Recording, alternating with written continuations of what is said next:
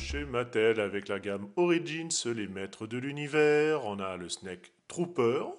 Alors forcément, hein, on a déjà vu le corps, hein, c'est le Trooper habituel, hein, mais avec une tête de serpent, voilà, tout simplement.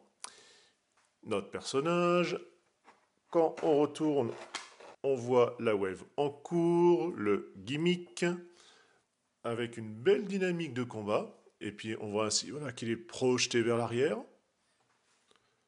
Version américaine, toujours les bubules, les phylactères, toujours le flyer. Comme ça, vous pouvez vous composer votre figurine.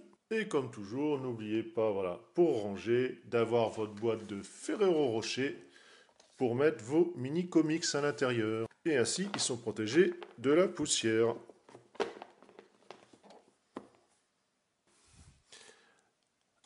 Alors, voilà, rien de nouveau, hein, on a déjà vu ces armes-là.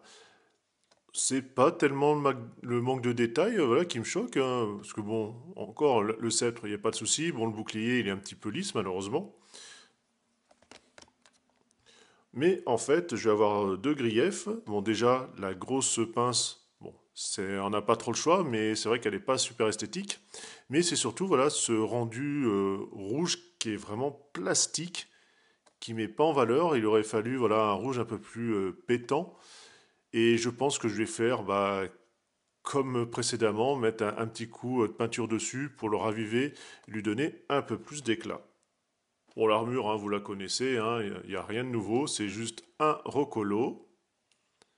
On va voir l'articulation ici, forcément un petit peu entravée, hein, ça c'est normal. Le coude, ici, rotation, on a la jambe, qui est assez souple sur l'ensemble pour une fois. Genou, ici, la cheville, classique, forcément la tête, alors entravée, hein, normal. Alors ce qui fait bizarre, c'est qu'en fait, on a un plastique qui est satiné, et par contre la tête est bien brillante. Ça fait un contraste un petit peu bizarre, mais bon. Et au niveau gimmick, quand vous appuyez ici, voilà.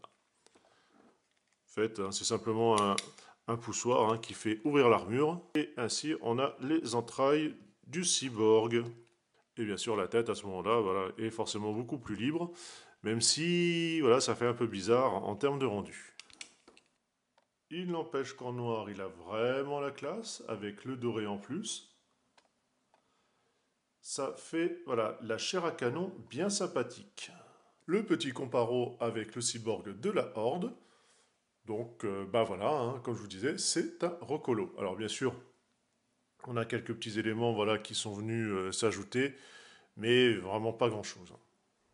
Alors c'est pas voilà, une figurine totalement indispensable, hein. C'est vraiment, on va dire, plus du remplissage. Mais effectivement, si vous avez la possibilité, c'est d'en choper plusieurs pour vraiment vous faire, alors pas forcément une armée, hein, parce que forcément les tarifs ils montent rapidement quand on les additionne. Mais voilà, si vous pouvez en choper deux, trois, ça peut vous faire un petit truc sympathique en fond voilà, de vos autres figurines des Snakemen. Nous sur ce, on se dit une prochaine. Allez, bye bye.